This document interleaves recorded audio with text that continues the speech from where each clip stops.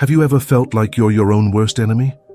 Like there's a part of you that knows exactly what you should be doing to achieve your goals, to live a happier, more fulfilling life, yet somehow you end up doing the opposite. You find yourself scrolling through social media for hours when you know you should be working on that important project, or reaching for that extra slice of cake when you're trying to eat healthier. It is frustrating, isn't it? This pattern, this inner conflict, is what many people call self-sabotage. But what if I told you that this isn't some inherent flaw in your character? What if it's simply your brain doing what it's evolved to do, but in a way that no longer serves you in today's world? Today we're going to explore the fascinating neuroscience behind our desires and how understanding the difference between wanting and liking can empower you to break free from these self-sabotaging patterns. Think of it like this. Imagine your brain as a complex orchestra with different sections playing different roles. Two of the most important sections in this orchestra are the ones responsible for motivation and pleasure, the wanting and liking systems. Now, these two systems are crucial for survival. They're what drove our ancestors to seek out food, shelter, and companionship, ensuring the continuation of our species. But in our modern world, with its abundance of readily available pleasures, this ancient wiring can sometimes lead us astray. Let's start with wanting. This system is primarily driven by a neurotransmitter called dopamine. You've probably heard of it. It's often referred to as the pleasure chemical, but that's a bit of a simplification. Dopamine is more about motivation, drive, and the pursuit of rewards. It's the feeling of anticipation, the craving, the urge to get something that promises to make you feel good. Think of that feeling you get when you see a notification on your phone, that little jolt of excitement. That's dopamine at work. Now here is where it gets interesting. The wanting system is incredibly powerful. In fact, studies have shown that it occupies roughly 90% of our brain's reward circuitry. That is a significant amount of brain power dedicated to seeking out rewards. On the other hand, we have the liking system. This system is associated with feelings of pleasure, satisfaction, and contentment. It involves different neurotransmitters, such as opioids and endocannabinoids, which are responsible for the actual experience of enjoyment. Think about that feeling of bliss when you finally take a bite of your favorite food, or the warmth you feel when you hug a loved one. That's the liking system in action. It is much smaller than the wanting system, taking up approximately only 10% of your brain's reward circuitry. Yes, you read that correctly. 90% for wanting and only 10% for liking. Now let me give you an example of how these two systems can work against each other. Imagine you're on a diet, trying to lose weight. You walk past a bakery and the smell of freshly baked bread wafts through the air. Your wanting system goes into overdrive. Dopamine surges, creating a powerful craving for that bread. You can almost taste it, can't you? You might even start rationalizing, telling yourself that one little pastry won't hurt. But if you do give in and eat that pastry, you might find that it doesn't actually taste as good as you imagined. The liking might not be as intense as the wanting was. You might even feel a sense of guilt or regret afterward. This is a classic example of how the powerful wanting system can override the smaller liking system, leading us to make choices that don't actually bring us long-term satisfaction. Or consider addiction, a more extreme example of this imbalance. A person struggling with addiction might experience an incredibly intense wanting for a drug, even if the actual liking of the drug's effects has diminished over time. The wanting system, fueled by dopamine, becomes so powerful that it overrides rational thought and the desire for long-term well-being. The same principle applies to relationships. You might find yourself intensely drawn to someone, experiencing a powerful wanting, even if the relationship itself isn't healthy or fulfilling. The initial rush of dopamine can overshadow the more subtle signals from the liking system that might be telling you that something is off. So why is this happening? Why is there such a discrepancy between wanting and liking? Well, it all goes back to our evolutionary history. In the past, when resources were scarce, a powerful wanting system was essential for survival.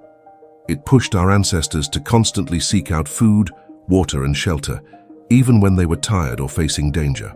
The drive to acquire those things was often more intense than the brief pleasure experienced upon obtaining them. But in our modern world, we're surrounded by an overabundance of pleasurable stimuli. Think about it. Highly palatable foods, addictive substances, endless entertainment options, the constant stream of notifications on our devices. These things all trigger dopamine releases, activating the wanting system. But because they're so readily available, the actual pleasure we derive from them, the liking, can be fleeting and ultimately unsatisfying. We're constantly chasing the next dopamine hit, the next quick fix, but we never feel truly content. It is like being on a treadmill, constantly running but never actually getting anywhere. This constant pursuit of pleasure, driven by the wanting system, can lead to a cycle of self-sabotage. We engage in behaviors that provide a temporary rush, but ultimately undermine our long-term goals and well-being. We might overeat, overspend, procrastinate, or engage in risky behaviors, all in the pursuit of that next dopamine fix. And then we feel guilty, ashamed, and frustrated with ourselves. Now you might be thinking, okay, this is all very interesting, but what can I do about it? The good news is that understanding these brain systems is the first step towards breaking free from these patterns. It's about becoming more aware of your own internal drives and learning to make conscious choices rather than simply reacting to every impulse. It's about stepping off the hedonic treadmill and creating a life that's based on your values, not just your immediate desires. What are your values? What truly matters to you in life? Is it your health, your relationships, your personal growth, your contribution to the world? Take some time to reflect on these questions, write them down, get clear on what you want your life to stand for. Because when you have a strong sense of your values, you have a compass to guide you. You have a framework for making decisions that are aligned with your long-term well-being rather than simply chasing short-term pleasures. It is not about suppressing your desires or denying yourself pleasure. It is about learning to differentiate between the fleeting urges driven by the wanting system and the deeper sense of fulfillment that comes from living a life aligned with your values. Think of it like this. Imagine you're a ship captain navigating a vast ocean. Your wanting system is like the wind, constantly pushing you in different directions. It can be a powerful force, but if you let it dictate your course without any guidance, you'll likely end up lost at sea. Your values, on the other hand, are like your compass and your map. They provide direction and purpose, helping you stay on course even when the winds are strong.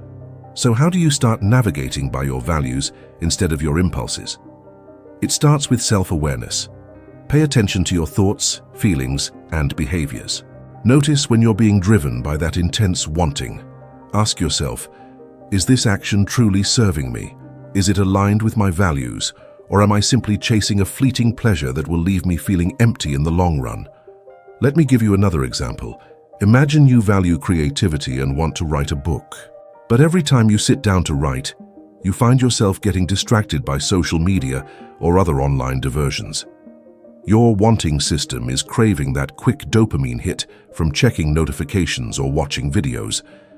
But if you can pause and remind yourself of your value of creativity, you can make a conscious choice to resist that urge and focus on your writing. You might not experience the same immediate pleasure as you would from scrolling through social media, but the sense of accomplishment and fulfillment you'll feel from making progress on your book will be far more rewarding in the long run. This process of choosing your values over your impulses is not always easy. It takes practice. It requires you to be honest with yourself, sometimes brutally honest. You have to be willing to acknowledge your weaknesses and vulnerabilities, and to confront the patterns of behavior that are holding you back. You have to be honest about how your actions align with your values. Are you living a life that truly reflects what matters to you? Or are you simply going through the motions, chasing fleeting pleasures that leave you feeling unfulfilled? It is also about being kind to yourself. You're not going to be perfect. You're going to slip up sometimes. You might give in to those urges driven by the wanting system. That's okay. It's part of being human. The key is to learn from your mistakes, to get back on track and to keep moving forward. Now, it's important to make a distinction here. If you're struggling with a serious addiction, seeking professional help is crucial. Addiction is a complex condition that often requires specialized treatment. But for many of us, the patterns of self-sabotage we experience are more about a lack of awareness and a disconnect from our values than a clinical addiction. And in those cases, self-knowledge and conscious effort can make a significant difference. You have the power within you to change your relationship with your desires. You have the power to create a life that's driven by purpose and meaning, rather than by the constant pursuit of fleeting pleasures. By understanding the neuroscience of wanting and liking, by identifying your values, and by making conscious choices that align with those values, you can break free from the cycle of self-sabotage and build a life that's truly fulfilling. It is about recognizing that true happiness doesn't come from chasing every fleeting desire. It comes from living a life that's aligned with your values, a life that's filled with purpose and meaning. It comes from building meaningful relationships, contributing to something larger than yourself, and cultivating a sense of inner peace and contentment. And that, my friend, is a journey worth embarking on. A journey of self-discovery, of growth, and ultimately of liberation. A journey that begins with understanding the intricate workings of your own mind and choosing to live a life driven not by impulse, but by intention. Remember, you are not your impulses.